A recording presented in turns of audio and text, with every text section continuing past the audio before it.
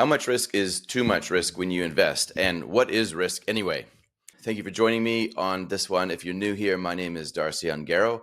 I like to think of myself as an everyday person who just happens to be a financial advisor, a father, a husband, a business owner, and someone who occasionally will stare into a camera just like this and share a few thoughts around how to build new wealth for the new world. So please hit the thumbs up on this one if you get something out of it. In this one, you hear a lot about risk out there when you're investing, but what is it and how much should you be taking? Let's get started.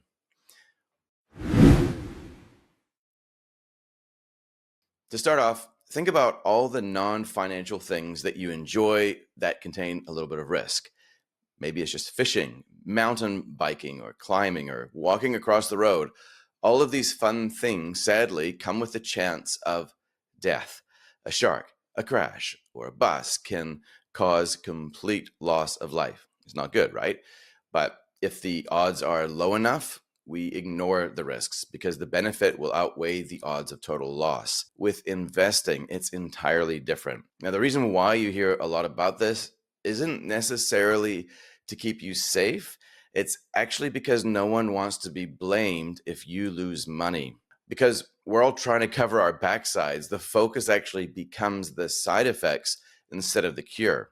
Now, ironically, this is actually what I think fosters some gambling behavior, because if you talk enough about risk, you're going to get people to think about investing like they're playing a game of chance, that they're only investing an amount that they're willing to lose, that they have a play around with things rather than build a strategy and think long term. Think of the air that you breathe. 21% is the oxygen inside of it. Too much or too little of this oxygen can cause a lot of damage. The question of how much risk is too much risk isn't as simple as that, unfortunately. And when you're talking about investing, it's something that's going to be very specific, the question of how much risk, because our situations are always entirely unique. How we're built, how we operate, how we think is always very unique. And the position that we are in at various life cycle stages will be different and demand different levels of risk. Of course, no one wants to lose any money when they invest. They want to make money. The problem is risk and returns are positively correlated. This means that if you're trying to select investments that are capable of growing in value quite well, you have to accept the risk that comes along for the ride. Is it as simple as just cranking up the risk then to get a better return and just get everything that's high risk? It doesn't quite work like that either, because with too much risk, you end up actually gambling and playing a game of chance, and you're not actually investing anymore. The longer that you do that, the longer that you engage in that type of behavior where you're purposely seeking out risk, the more certain loss becomes.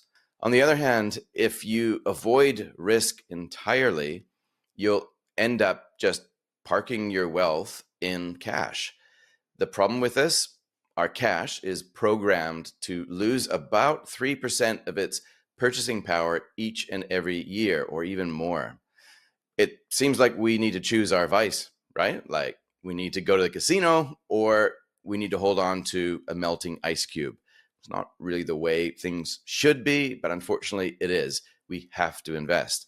But before we go any further here, we need to clear something up and get into the semantics, get a little bit petty with what words actually mean. I believe it's probably one of the most tragic misrepresentations of the English language that the investment industry has ever produced. The word risk is actually not the same as the word volatility.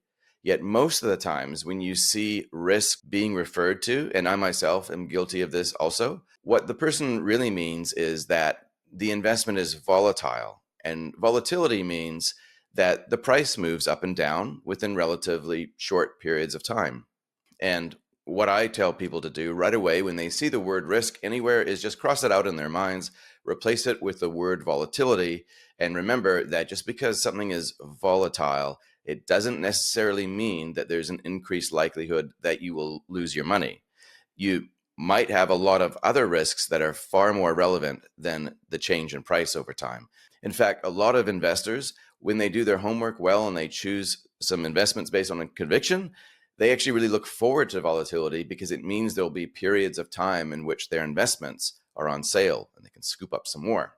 Now, as a result of this monumental communication error, we'll call it, I think a lot of everyday investors have shied away from perhaps some of the best investments ever because they were told that the odds of losing their money were particularly high with certain investments. Consider the rental property that was bought for $500,000 10 years ago, for example.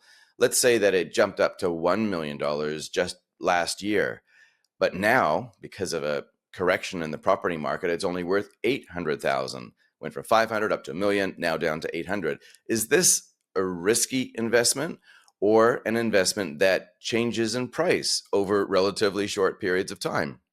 Or consider the Apple shares that were bought in 2007 before the release of the iPhone. You would have doubled your money in just 1 year. And a 100% change in price over 12 months sounds pretty volatile. And it is. It's a massive swing in price over a relatively short period of time. But did owning the shares that year come with a higher chance that you would have lost the money? Of course not. Now, I'm guilty of doing this and using the language myself, but the problem with using the word risk is that it presents volatility in a really negative light, and it's not always going to be a negative light when something is volatile. If there really is a risk present or the probability of loss, investors would do well to either avoid the investment or build a strategy to manage the risk present. But remember, risk is the probability of loss. Investors shouldn't form a general view, in my view, that volatility should be avoided, therefore, because some of the best returns ever come with the most uncertain performance along the way.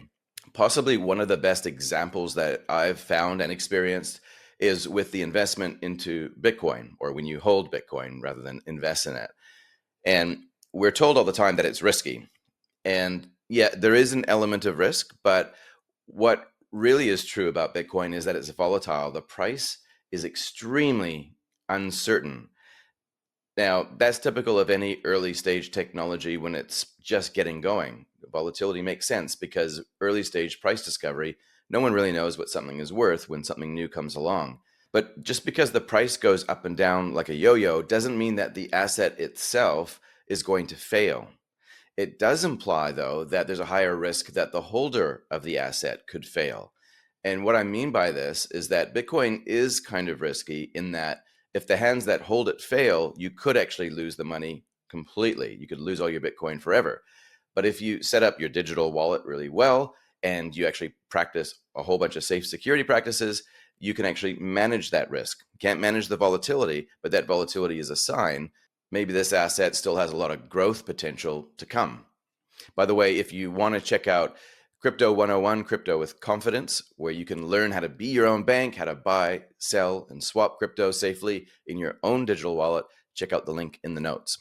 Now, for those who genuinely put in the work, learning how a particular investment works, and most importantly, what the environment is that that investment is at work in, big price drops are an opportunity to buy more. It's not a challenge to their existence, and it's not something that gives them anxiety because they already know that it's a good idea, and it's the market that's moving around the investment, not the investment moving in the market. Volatility is just a natural side effect of high performance. Just ask anyone who owns a fast European car. But volatility is risky if it scares you enough to sell at a loss. But that's got nothing to do with the investment in some cases, and everything to do with your strategy. Those who invest with an expectation of gain in the short term are those most at risk of a loss in the short term too. Conviction or a belief that goes beyond just a general understanding of how something works, but a belief of how something will perform in a future state. Conviction like that around a long-term investment strategy or investment itself is the perfect medicine to take when price volatility occurs. So, a quick sum up of where we're at so far. High volatility does not equal high risk, especially if the price trend is upwards and to the right, and you've done your homework, just bring the volatility on, hang on tight for the ride, and you're going somewhere pretty cool. Let's see what happens, right? Good investments with uncertain price patterns should only be avoided for people that are investing with short time frames, or for people who are unable to deal with the psychological effects of uncertainty.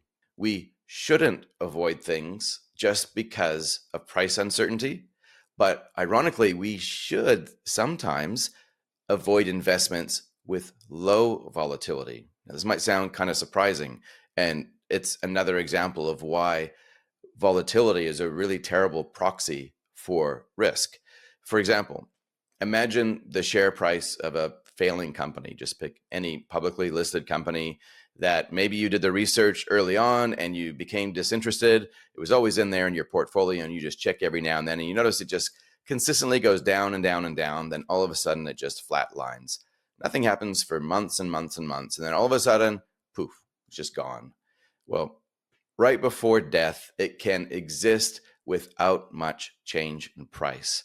It's very low volatility. And if you were trying to look for low volatility investments to invest in because you thought they represented less risk of financial loss, that's a real trap, because that could also include companies that are on life support right before people pull the plug and they pass away. Now, I've definitely invested in a few companies just like this for education purposes, of course, and not from fear of missing out. But after months of flatlining, they're gone. They just disappear. And you genuinely do lose your money. That is risk. I'm going to say it again. High volatility is not high risk, but sometimes low volatility can be. In any regulated industry, often words are defined in certain ways in order to communicate things effectively to the broadest range of people. So while I look at this situation and I feel like frustrated about it because some people are making bad investment decisions simply because of semantics, I know that there's a big range of people out there that these documents and the literature has to speak to. But when you look a little bit closer, and this is what I've noticed, especially when I deal one-on-one with people, is that there's kind of two investor types, not two investor types of people, but two investor types that most people will slide in and out of throughout their investing journey. The first type is the risk-averse gambler. If we're scared of losing money, paradoxically, we're often more likely to jump in at the peaks, at the point where the price is the highest during market euphoria. We're suckered in because of FOMO and greed. We've been told that it's a game of risk. So, well, if it doesn't work in the short term, we dump and we sell right when the investment has reached the bottom. We lock in our losses. When we're risk averse gamblers, the focus is on the investment itself. It's on the asset. And there's often no strategy. There's no thought on the investor. The risk isn't the thing where the money sits. The risk is us. The second type of investor is the volatility embracing builder. If we possess high conviction and we hold an informed perspective which produces optimism, we find it easier here to accept the uncertainty around price because we've done the homework at the start and we genuinely believe we can see the future, and the future where this investment is a lot more valuable. Declining price is the ticket to double down, not to freak out. So if I haven't made myself clear already here, risk is not volatility. So if it's not volatility, what is it? Here are 4 risks to think about. Number 1, the risk that you just genuinely chose a bad investment. Happens to everyone. And sometimes no matter how hard you try, you still just pick a bad one. Bad investments can be volatile too. So just because it's volatile doesn't mean it is a good investment. It's just that often good investments are volatile. So we have to be careful about how to interpret what's going on. So I like to ask myself, if I have invested or if I have been investing in anything or more in anything based on social media sentiment rather than sound fundamental analysis. Very, very easy to do. So the second risk that I want to highlight is really important. And depending on certain personality types, you may be too gravitated towards this space or not interested enough in this space. And there is a nice Goldilocks zone of just being nicely aware of both the macroeconomic world, but also the microeconomic universe that you live in. So macro events can be one of the biggest risks that I think we don't look out for enough. Central bank policy, whether they're getting it right or more likely getting it wrong. Government policy, whether we have competent leaders willing to take a stand on matters and make changes that they can follow through. Societal shifts. What's acceptable today may not be acceptable tomorrow. So that always poses a risk on you, the investor, and the investment value itself. If it's not the investment itself that fails, it could be the environment in which your assets are at work in. So our sense of justice and morality can often make it really, really hard to see the future clearly here. But to validate your convicted approach to investing, I think it can be really helpful to get stuck in the weeds a little bit, but not too much, and to try and understand more than one perspective on matters out there. It is possible to become anchored to an idea that you're a long-term investor operating with conviction when in reality you're not. So look up every now and then and always ask yourself, could it be different this time around? You might understand how things work, but try and understand other ways and then reconcile that. Why don't you believe it works like that? And why do you believe it does? Now, number 3, systemic risk. Again, is another risk that investors probably should consider a lot more, but they don't. And systemic risk, the best way to describe it is like this. Most assets that you can invest in will be denominated in fiat currency. What is fiat currency? It is the money that central banks and governments can manipulate. And by manipulate, I mean they can manufacture more of it and control the cost of it if you want to borrow it. So fiat currencies, which pretty much all of our investments need to be converted into when we sell it so that we can spend the money and pay tax, come to an end quite frequently. Fiat currencies fail. Now, not too many talk about this, but 175 different fiat currencies from around the globe have failed since 1900. And if you consider that Richard Nixon taking the US fully off the gold standard in 1971 was like the official beginning of the current form of the US dollar, it is already way overdue for failure. Might sound like a little bit of a conspiracy theory for sure, especially if you don't hear about this, but the average life expectancy of fiat currencies are just 35 years. So I can't say for certain, by the way, that a failing fiat currency will render all of your investments useless and you will become poor overnight if it fails. I don't know how that would actually play out, but if the last few years has taught us anything, anything is possible, and it pays to prepare before the crash happens and not after it. Now, the great news around hedging yourself from systemic risk is that it is possible. Everyday investors can do that. And all you need to do is save in alternative forms of money, like physical precious metals, including gold and silver, and Bitcoin that you hold on your own digital wallet. Lastly, one of the risks to watch out for is, in fact, volatility.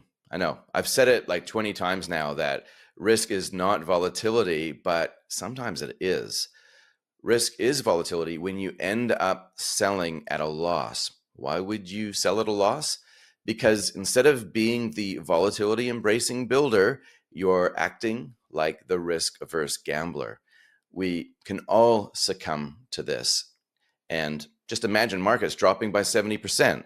They dropped by 35% in March of 2020, but imagine a share market drop which was twice that or even more. What could cause that? Anything, right? Aliens arrive on an asteroid and Elon Musk is the Antichrist, whatever. We panic because haven't seen this before, and we sell because we think everything is heading to zero. Let's get something out while we can. But it doesn't have to be due to Armageddon, of course. but perhaps something just came up in your own world that happened and you just had to sell your money. It just happened to be a really bad time in the market to sell a volatile investment. All the more reason why you don't invest money that you're going to need over the next few years. Now, need an example of this? Just check out short-term property money. If you buy a property thinking, oh, I'll just park my money in here for a few years and then I'll take it out when I need it, safe as houses, right?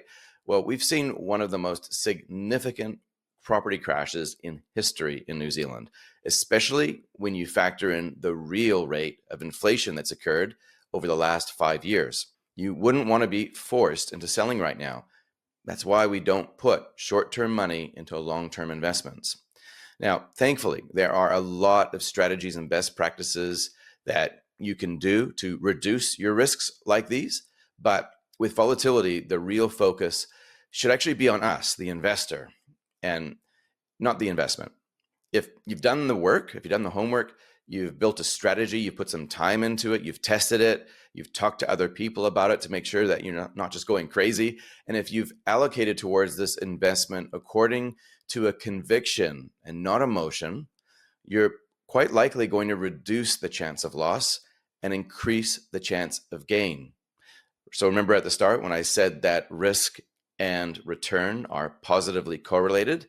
That's true for the most part, but when you redefine what the risk is that's being referred to, and then you start to manage those risks creatively, you can actually break it apart so that increasing your risk, or volatility in this case, doesn't necessarily increase the likelihood of loss. Now, in this one, I'm mindful that there are some investors that might, I guess, operate two different strategies: diversification and concentration. Some believe in the shotgun approach, where you fire off some investments all over the show so that it doesn't matter if some fail and some perform amazingly, you still get a positive rate of return. So if you want more, you need to do more, and you need to migrate more towards concentrated forms of investments. And typically investments that are high growth have high levels of volatility. So I don't want to say that what I'm talking about here is actually advice for everybody, and this definitely isn't financial advice. You can just stick to low-cost index funds, dollar cost average all day long, and wait for those compounding returns to kick in. But if you have identified the need to build a larger pot of money for your future for whatever reason, and you might not get there with the rates of return possible with these forms of investments that employ diversification, you need to consider other strategies. And that's where making sure that you understand what volatility is so critical. Now, if you've made it this far, well done. For the next part, what I'm going to share with you, I just need you to remember that it's a perspective and it might not be suitable for everyone. But here are 3 questions that I ask myself personally to work out how much risk that I should be taking. And by risk, I mean volatility, of course. The first one: how much work am I honestly going to put into making this decision? Now, there are some things that I've chosen to invest in, for example, that require too much effort for the amount of time that I have available. And what I do is I choose to invest through managed funds, targeting the sectors that I don't really understand fully, but I believe at a level at least will do well over time. I want to get exposure. I want to get close to the fire without getting burned. I've concentrated into a sector, but I believe in and I trust the expertise of others who run that fund to take it the next level and to make the investment decisions on my behalf. And really, when you engage with a financial advisor, that's kind of what you're doing sometimes, is you're engaging an outsider to help you make or to make for you those financial decisions so that you're not too close to it and you're leveraging off of somebody else's expertise. You don't want to miss out on the magic of compounding returns because you're waiting until you're smart enough in every single area of investing. That's just not practical. So where appropriate, you want to apply liberally some managed funds, in my view, if there's an area that you want to get into that you're not ready for yet. The next question I ask myself: will I really stay the course when the world changes next? Conviction is the antidote to uncertainty. If you know with certainty where you're going, it's really hard for people to get you off course with some sort of fear or uncertainty or doubt. But I have to be really honest with myself here. Am I just high on hopium, thinking that the prices will just go up forever without actually engaging my brain every now and then to double check. I have to acknowledge that my emotions can, or at least capable of getting the better of me occasionally if volatility occurs. So I think it's all about ensuring that you have the right mindset over the long term and setting up your investments in a way that kind of make it hard for you to get in there, log in, and sell impulsively. Insert a bit of friction, make it complicated, give yourself a hard user experience to stop yourself from selling when probably you should just hang on. So, regardless of what the future brings, whether I'm right or whether I'm wrong, I still need to be faithful to the strategy that I started with at the same time that I'm constantly challenging it. And I need to commit to what I'm trying to build the entire time, but also just think about things every now and then. And so that brings me to number 3. The third question that I ask myself: am I investing or am I gambling? I have to tell the truth. Do I see Bitcoin, for example, as the foundation for a new financial system which will unfold over decades? Or am I betting on a 4-year cycle and I'm going to get out and make a gain? Am I approaching any investment type with the question of, am I investing an amount I can afford to lose? Because if I am, I'm fixating too much on failure and I'm conditioning my mind to approach the area of investing as gambling. And if you approach it as gambling, guess what? You're going to gamble. And the more you gamble, the more likely you lose over time. So hopefully this is starting to help you see the way that you may want to answer the question of how much risk is enough for me. A lot of real risks can be managed or even reduced. But when it comes to volatility, it really does have everything to do with me and you, and very little sometimes to do with the investment or the market itself. A lot of the real risks that I've highlighted today can be managed or even reduced, leaving you with the gains instead. But when it comes to volatility, it really does have a lot to do with the person, with the investor, not always to do with the market in which our investments are operating in. So thank you for watching or listening to this one. As usual, seek your own advice tailored to your own unique circumstances, or do a lot more research before acting on anything that someone like me says online. Occasionally, I will get things wrong. After all, I am still learning and there are holes in my information. And sometimes, occasionally, the people listening or watching might be not the right people to act on these sorts of things. So yeah, buyer beware. Make sure that you've done your own due diligence. We'll catch you in the next one.